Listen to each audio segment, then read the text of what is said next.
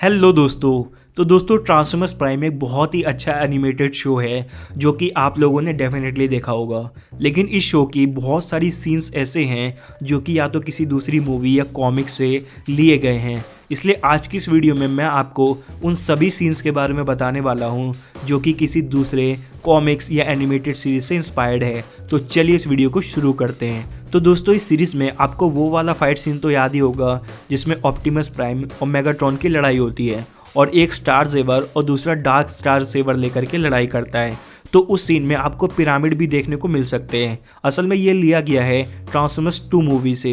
Transformers 2 movie में ही Optimus prime और Megatron की लड़ाई पिरामिड के पास होती है। और अगर आपने ट्रांसफॉर्मर्स प्राइम का सीजन 3 देखा होगा तो उसमें ऑप्टिमस प्राइम की हालत बहुत ज़्यादा ख़राब हो जाती है और ऑप्टिमस प्राइम लगभग मरने की हालत में आ जाते हैं। लेकिन उसके बाद फोर्ज ऑफ सोलस प्राइम की मदद से ऑप्टिमस प्राइम दोबारा से रिवाइव हो जाते हैं और उनको एक नया लुक मिलता है। असल में ये भी ट्रांसफॉर्मर्स 2 मूवी से ही इंस्पायर्ड है। ट्रांसफॉर्मर्स 2 मूवी के एंड में भी ऑप्टिमस प्राइम लगभग मरने वाले होते हैं लेकिन वो दोबारा से रिवाइव हो जाते हैं और जब वो दोबारा से रिवाइव होते हैं तो उसके बाद वो अपडेट हो जाते हैं जिसके बाद उनको जेट पैक भी मिलता है, सेम उसी तरीके से जिस तरीके से ट्रांसफॉर्मर्स प्राइम के सीजन 3 में भी मिला था। और दोस्तों आपने इस सीरीज के एंडिंग में देखा होगा कि मेगाट्रॉन बुराई का रास्ता छोड़ देता है और वो डिसाइड करता है कि वो दोबारा डिसेप्टिकॉन्स को कभी नहीं बनाएगा और दोबारा कोई लड़ाई नहीं करेगा। असल में ये पूरी तरीके से इंस्पायर्ड है IDW कॉमिक्स से। IDW नाम से एक कॉमिक्स बनाई गई थी ट्रांसफॉर्मर्स की। उसमें ये बताया गया था कि एक टाइम के बाद मेगाट्रॉन को बहुत ज़्यादा गिल्ट होता है क्योंकि उसे यही लगता है कि उसी की वजह से इतनी बड़ी लड़ाई हुई थी, क्योंकि उसी ने डिसेप्टिकॉन्स को बनाया और उसके बाद पूरा का पूरा साइबरट्रॉन तबाह हो गया।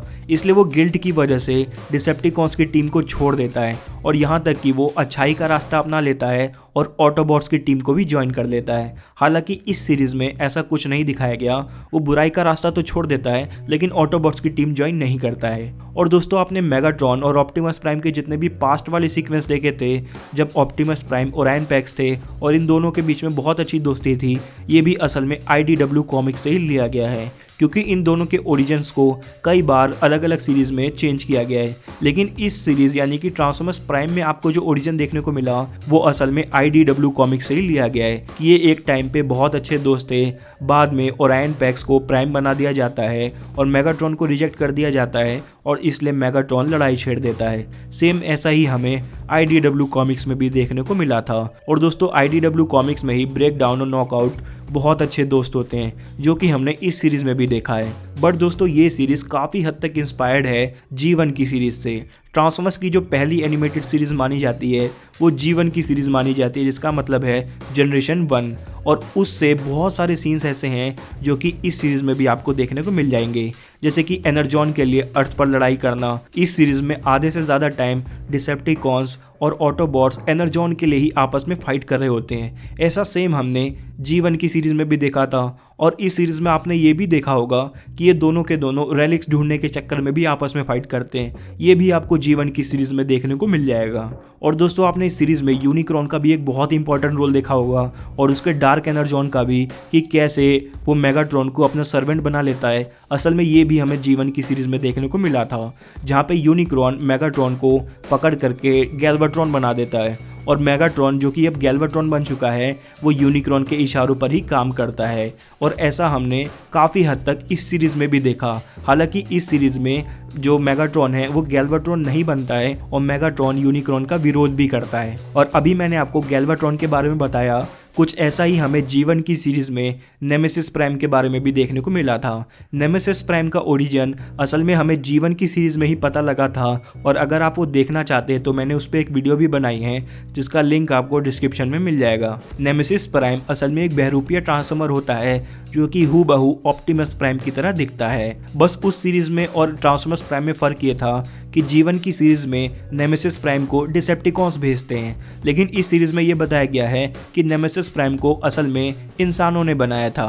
लेकिन दोस्तों इस सीरीज़ में एक बहुत ही इंपॉर्टेंट चीज़ ऐसी है जो कि पिछली सारी मूवीज़ और सीरीज़ में भी हमें देखने को मिली है, वो है ह्यूमंस और ट्रांसफॉर्मर्स की हिस्ट्री का एक होना। असल में दोस्तों अगर आपने मूवीज़ देखी होंगी तो उसमें ये बताया गया था कि असल में जो ट्रांसफॉर्मर्स हैं ये ह्यूमन से बहुत पहले से ही लिंक कर चुके हैं। और बात करें अगर हमारे प्लेनेट प्लेनेट अर्थ की, तो वो प्लेनेट अर्थ पर इससे पहले भी कई बार आ चुके हैं। और वैसा हमें इस सीरीज़ में भी देखने को मिला, जहाँ पर इस सीरीज़ में ये बताया गया कि अर्थ के अंदर यूनिक्रॉन है और साइबरट्रॉन के अंदर प्राइमस। तो कुछ इस तरीके से अर्थ और साइबरट्रॉन ये दोनों आपस में रिलेट करते हैं।